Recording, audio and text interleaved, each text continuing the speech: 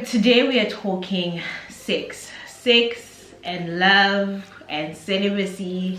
Ooh. And if men can wait. Can we?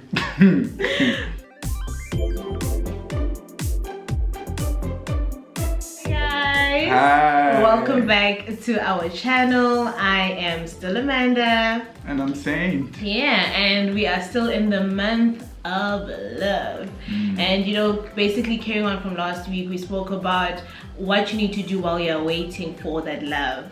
But today we want to dive into, now that you have that love, what do you have to do with it? Because we all know with love comes love making, comes sex, and we want to talk about celibacy and waiting for marriage before having sex and things like that, because especially with society, they've put so much pressure on women, and there's so much pressure on women to wait.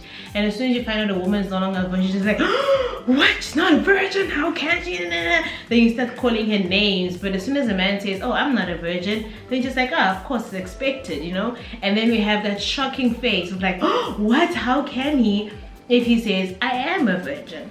So babe, you waited, you're a man, he's a man, and you waited. Tell us why. And yes, tell us why, and also what kind of pressures and stuff in society say to you whenever you would mention that, oh no, I'm waiting. Like, how was that response? So let me tell the story like this. I always say that I was able to wait because of several factors. Because of, I think God preserved me some way, somehow. You know, and I think how I was brought up generally, I think how boys are raised is very important. You know, the things we show them at home, the things they are exposed to. You know, my parents were not very strict as they will not say, don't go out, don't do things, but there was I don't know, I can't pinpoint, but there were things, all of my brothers, you know, there were things we just couldn't do. You know, we just couldn't do. That's why I'm putting out the God factor. I felt that God kept us in that regard. You know, and I also believed that I'm special. And I still do believe that I'm special. So I was like, the undressing myself and then undressing for somebody to see my undressed self. Your naked self, you know? Okay, so when I put it like that, that person should be special, you know. It should be a special moment. I feel that sex is sacred. You know, those are my personal beliefs. I think it's sacred, and it should be treated sacredly. You know, yeah. So those are the things. I remember. I was with a group of friends, and this thing came up about virginity, and the way they were making fun of virgins. You know, I couldn't disclose that I was a virgin. And then there was a time I disclosed. I think I was like 28 years old then. You know, and then we were having a chat with a group of boys, and it came up, and they were like, "What? Are you sick? Like really? What's going on with you?" You know, but I felt it wasn't I felt they were even going to like say, "Hey man, you've done it," but it was like, no man, I think you're sick, you know. When you wake up, that something happened to you, man. In the morning. Yeah. You know, so all those things, you know. But I feel like it's more difficult. I personally do respect people who have tasted it before and have taken a stand afterwards. Celibacy. That's celibacy. That is celibacy, you know, that they have made a decision. I had not tasted it, I didn't know how. So you're just abstaining. I was just there. I mean, you know, but and after I tasted it, I was like, you know. So what I'm trying to say is that if you've tasted it before, you're not married, and you take that decision to preserve yourself for the person you want to marry, you know, I respect those people. Personally, I think it's a great thing to do. Yeah. You know, one great man of God gave a scenario, and then he said that it's like having an apple, you know, and then this person will come and have a bite, another person will come and have a bite. You know, by the time you're getting married, you're presenting, you know, an apple that's been bitten to your partner. You know, so it's all about how you see yourself, and how, and personally I also felt like if I'm doing things to people, yes, sleeping around randomly, and first of all, I'm not respecting the partners, the ladies that you're having sex with, that I'm having sex with, because I mean, I know men who would have sex with people they know clearly they are not going to get married to. Why do they do that? But that person, that lady, I cannot explain. I really don't know. Why do you think they would do that? Why would a man have sex with a woman with no intention of getting married to them at all? Because men can have sex with people without necessarily being emotionally attached to the person. Okay. Men don't have sex because of love. There's a separation. Yeah. You know, men, we need a place to discharge. You know, Okay. Wow. as quickly as we can. You know, so the fact that we want to have sex with you doesn't necessarily mean that we love you and want to spend the rest of our lives with you. You know, so that's where I want my ladies to also to understand that the fact that sex is not equal to love. Yeah. It's not equal to love. You know, when they say, "Oh, I love you," and then the guy will say, "Oh, if you love me, then show me." That is actually what I was going to say. Because, you know, like back when I was in high school and everything, and you can start getting into this dating game, and you're like meeting guys, and the thing would always be, at first it's like, if you love me, you'll kiss me, you know. Then like they get past that stage of, you know what, kisses is kisses, you know. But if you really love me, then you'll have sex with me. Then it's just now, you're not thinking, oh my god, should I not? If I don't, maybe he'll leave me, and all of that stuff, you know. But why would that be the case? Why would you be like, if you love me, have sex with me? You know, that's what I'm saying, that love has been misrepresented. There are different types of love, actually. Yeah. You know, I don't think that's what you want us to get into anyway. No, we'll talk about the different types of love next week. You know, but the love that sustains marriage, the love that leads into marriage, it's not the erotic kind of, it's this kind of part of it. The person might be attracted to you, but that is not what is going to sustain you in the marriage. Yeah. You get what I'm saying? Yes. So, and there's no guarantee. I meet young men, and they're like, no, we are not ready to get married. But I've seen that even when you are dating, sometimes it's more expensive than when you're married. Why? Because you take her on dates all the time. You have to take the lady on dates, buy her gifts. So now clearly he's not taking me out on dates and buying me gifts, huh? I am. I do it. But what I'm saying is that the cost involved, it's expensive. It's almost the same or even much higher than when you're married. You understand? They'll say, oh no, it's because of how society has raised marriage. When you are even planning to get married, you know, there are people say, hey, marriage is this, they will tell you wild stories. Yeah.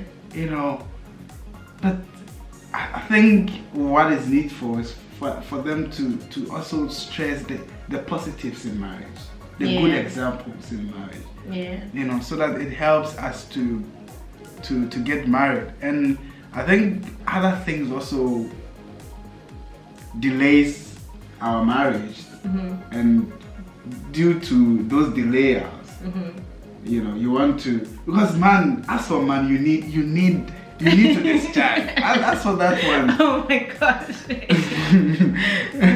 So in your quest to discharge, then you know you need to find the appropriate avenues to discharge. But I mean, in you saying that men need to discharge, it's almost like women don't have the same sexual urges, which they do. You know, we also have sexual urges and want to, you know, to have that. Yeah. But we are able to, like, I'm going to wait. And also, why do you think society has put so much pressure on women to wait and remain virgins until marriage, but that same standard is not upheld to men? Why?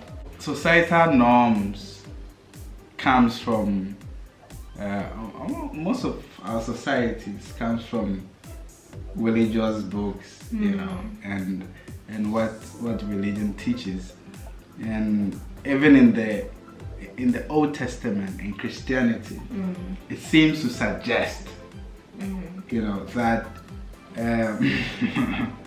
virginity was demanded of the woman and not of the man. Yeah.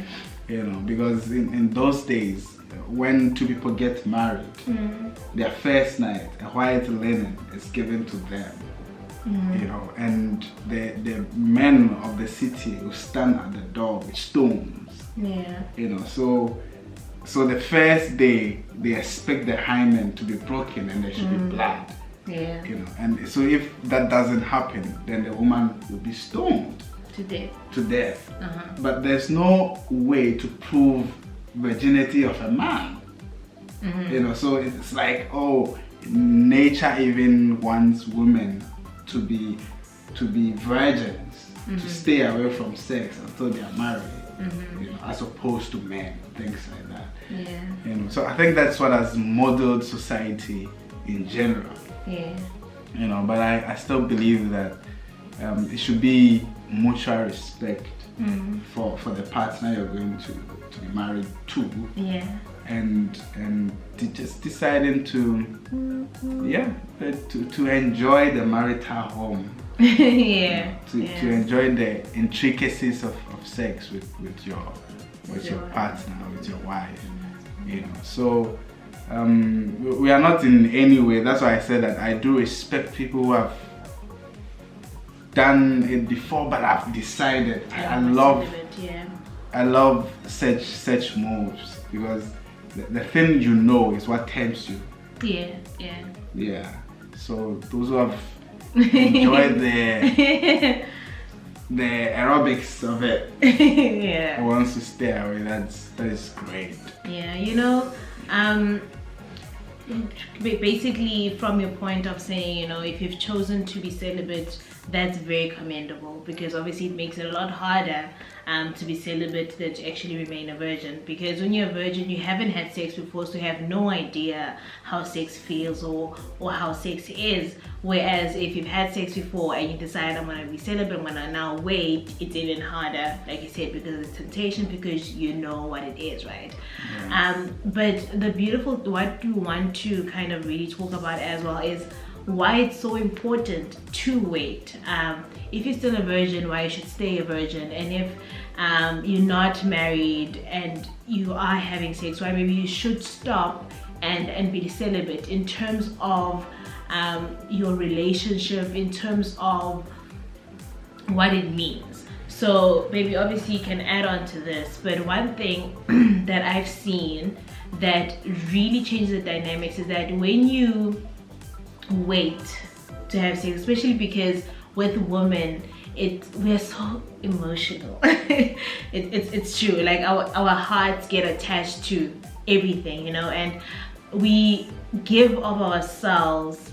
And for us, when we engage in sex, it's not just you know, just at this time. Yeah, it's not just, okay, yeah, there are times when it's just like a one night stand or whatever. Yeah. But most of the time, it's a very emotional connection that we must have with that person before we open ourselves up that way, right?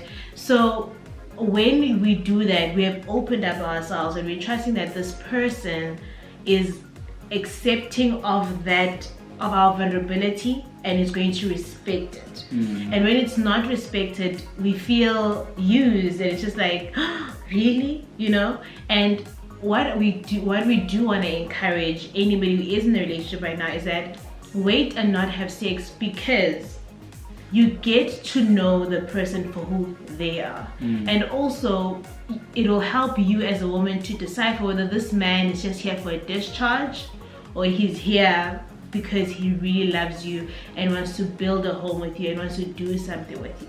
The reality is, once you are married, in marriage you don't have sex every day.